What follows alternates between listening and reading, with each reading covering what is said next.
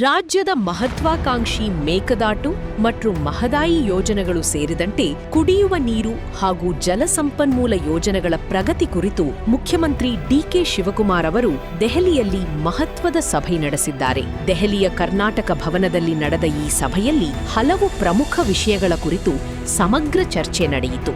ಸೋಮವಾರ ದೆಹಲಿಯ ಕರ್ನಾಟಕ ಭವನದಲ್ಲಿ ಮುಖ್ಯಮಂತ್ರಿ ಡಿಕೆ ಶಿವಕುಮಾರ್ ಅವರು ಕಾನೂನು ಮತ್ತು ಜಲಸಂಪನ್ಮೂಲ ಇಲಾಖೆಯ ಹಿರಿಯ ಅಧಿಕಾರಿಗಳೊಂದಿಗೆ ಉನ್ನತ ಮಟ್ಟದ ಸಮಾಲೋಚನೆ ನಡೆಸಿದರು. ಸಭೆಯಲ್ಲಿ ರಾಜ್ಯದ ಮಹತ್ವಾಕಾಂಕ್ಷಿ ಮೇಕೆದಾಟು ಕುಡಿಯುವ ನೀರಿನ ಯೋಜನೆ, ಮಹದಾಯಿ ಯೋಜನೆ, ರಾಜ್ಯದ ವಿವಿಧ ಜಲಸಂಪನ್ಮೂಲ ಯೋಜನೆಗಳ ಪ್ರಗತಿ, ಅಂತಾರಾಜ್ಯ ಜಲವಿವಾದಗಳಿಗೆ ಸಂಬಂಧಿಸಿದ ಕಾನೂನು ವಿಚಾರಗಳು ಹಾಗೂ ರಾಜ್ಯದ ಜಲಾಶಯಗಳಲ್ಲಿನ ನೀರಿನ ಲಭ್ಯತೆಯ ಬಗ್ಗೆ ಸುದೀರ್ಘವಾಗಿ ಚರ್ಚಿಸಲಾಯಿತು.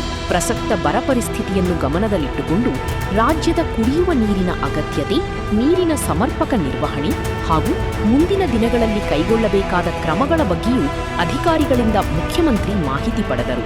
ಇದೇ ವೇಳೆ ವಿವಿಧ ನ್ಯಾಯಾಲಯಗಳಲ್ಲಿ ಬಾಕಿ ಇರುವ ಜಲವಿವಾದ ಪ್ರಕರಣಗಳ ಪ್ರಗತಿ, ಕಾನೂನು ಹೋರಾಟದ ಸಿದ್ಧತೆ ಹಾಗೂ ಕೇಂದ್ರ ಸರ್ಕಾರದ ಮಟ್ಟದಲ್ಲಿ ಅನುಸರಿಸಬೇಕಾದ ಕಾರ್ಯತಂತ್ರಗಳ ಕುರಿತು ಅಧಿಕಾರಿಗಳೊಂದಿಗೆ ಸಮಾಲೋಚನೆ ನಡೆಸಲಾಯಿತು.